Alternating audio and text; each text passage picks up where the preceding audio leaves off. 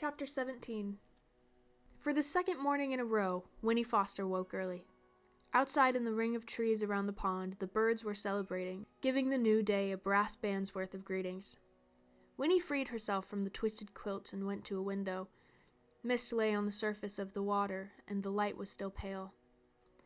It looked unreal, and she felt herself unreal, waking where she had, with her hair wild and her dress all crumpled. She rubbed her eyes. Through the dewy weeds below the window, a toad hopped suddenly into view, and Winnie peered at it eagerly. But no, of course it wasn't the same toad. And remembering that other toad, her toad, she thought now, almost fondly, it seemed to her that she had been away from home for weeks. Then she heard a footstep on the loft stairs and thought, "Jessie!" At once her cheeks flamed. But it was Miles. He came into the parlor, and when he saw she was up, he smiled and whispered, "Good, you're awake. Come on, you can help me catch some fish for breakfast." This time, Winnie was careful not to make a noise when she climbed into the rowboat. She made her way to the seat in the stern, and Miles handed her 2 old cane poles. "Watch out for the hooks," he warned, and a jar of bait. Pork fat cut into little pieces. A big brown night moth fluttered out from under the oar blades propped beside her on the seat, and wobbled off toward nowhere through the fragrant air. And from the bank, something plopped into the water. A frog! Winnie caught just a glimpse of it as it scissored away from shore. The water was so clear that she could see tiny brown fish near the bottom, flicking this way and that. Miles pushed the rowboat off and sprang in, and soon they were gliding up toward the near end of the pond, where the water came in from the stream. The locks grated as the oars dipped and swung, but Miles was skillful. He rowed without a single splash. The dripping from the blades as they lifted sent rows of overlapping circles, spreading silently behind them. It was very peaceful. "They'll take me home today," thought Winnie. She was somehow certain of this, and began to feel quite cheerful. She had been kidnapped, but nothing bad had happened, and now it was almost over. Now, remembering the visits of the night before, she smiled, and found that she loved them, this most peculiar family. They were her friends, after all, and hers alone. "How'd you sleep?" Miles asked her. "All right," she said. "That's good. I'm glad. Ever been fishing before?" "No," she told him. "You'll like it. It's fun." And he smiled at her. The mist was lifting now as the sun poked up above the trees, and the water sparkled. Miles guided the rowboat near a spot where lily pads lay like upturned palms on the surface. "We'll let her drift some here," he said. "There will be trout down in those weeds and stems. Here, give me the poles and I'll bait the hooks for us." Winnie sat watching him as he worked. His face was like Jessie's, and yet not like. It was thinner, without Jessie's rounded cheeks, and paler, and his hair was almost straight, clipped neatly below the ears. His hands were different too, the fingers thicker, the skin scrubbed looking, but black at the knuckles and under the nails. Winnie remembered then that he sometimes worked as a blacksmith, and indeed his shoulders, under his threadbare shirt, were broad and muscled.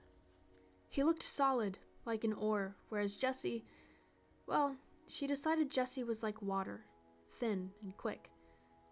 Miles seemed to sense that she was watching him. He looked up from the bait jar, and his eyes, returning her gaze, were soft. "Remember how I told you I had 2 children?" he asked.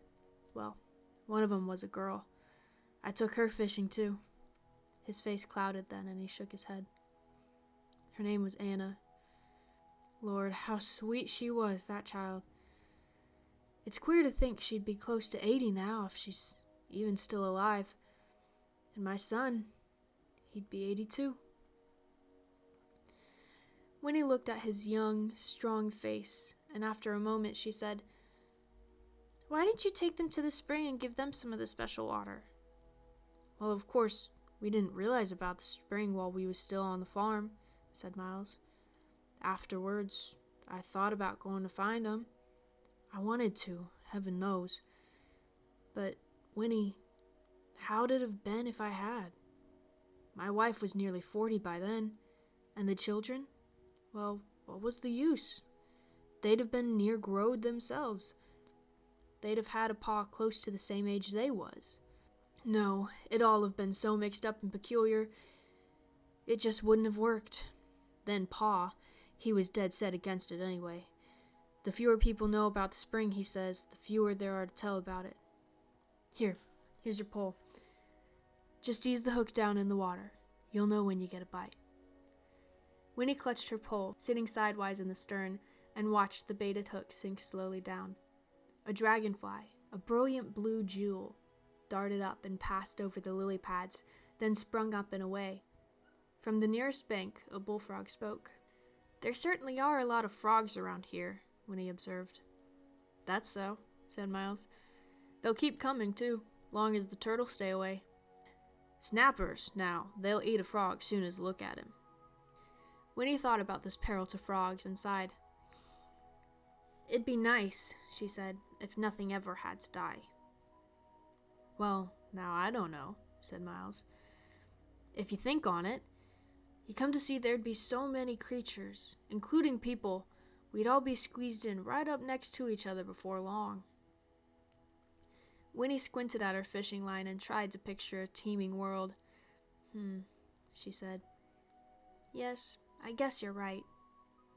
Suddenly the cane pole jerked in her hands and bent into an arch, its tip dragged down nearly to the water's surface. Winnie held on tight to the handle, her eyes wide. Hey, cried Miles, look there, you got a bite! Fresh trout for breakfast, Winnie. But just as suddenly the pole whipped straight again, and the line went slack. Shucks, said Miles, got away. I'm kinda glad, Winnie admitted, easing her rigid grip on the butt of the pole. You fish, Miles. I'm not so sure I want to. And so they drifted for a little longer. The sky was blue and hard now. The last of the mist dissolved, and the sun, stepping higher above the trees, was hot on Winnie's back. The first week of August was reasserting itself after a good night's sleep. It would be another searing day. A mosquito appeared and sat down on Winnie's knee. She slapped at it absently, thinking about what Miles had said. If all the mosquitoes lived forever, and if they kept on having babies, it would be terrible. The Tucks were right. It was best if no one knew about the spring, including the mosquitoes. She would keep the secret. She looked at Miles and then asked him, What will you do if you've got so much time?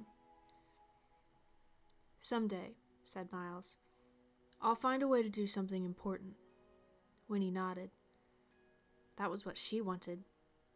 The way I see it, Miles went on, it's no good hiding yourself away, like Pa and lots of other people. And it's no good just thinking of your own pleasure either. People gotta do something useful if they're going to take up space in the world.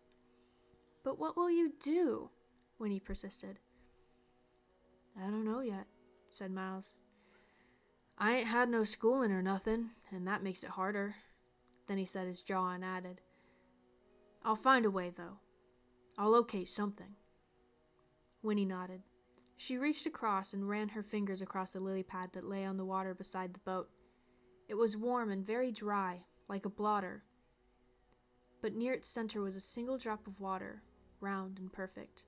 She touched the drop and brought her fingertip back wet, but the drop of water, though it rolled a little, remained as round and perfect as before. And then Miles caught a fish. There it flopped in the bottom of the boat, its jaw working, its gills fanning rapidly.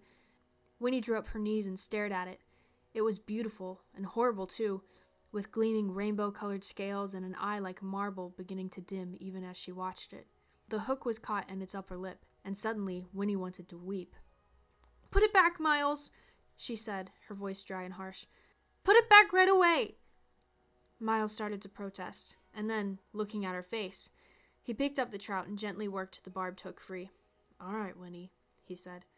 He dropped the fish over the edge of the boat. It flipped its tail and disappeared under the lily pads. Will it be all right? Asked Winnie, feeling foolish and happy both at once. It'll be all right, Miles assured her. And then he said, People got to be meat eaters sometimes, though. It's the natural way, and that means killing things. I know, said Winnie weakly. But still. Yes, said Miles. I know.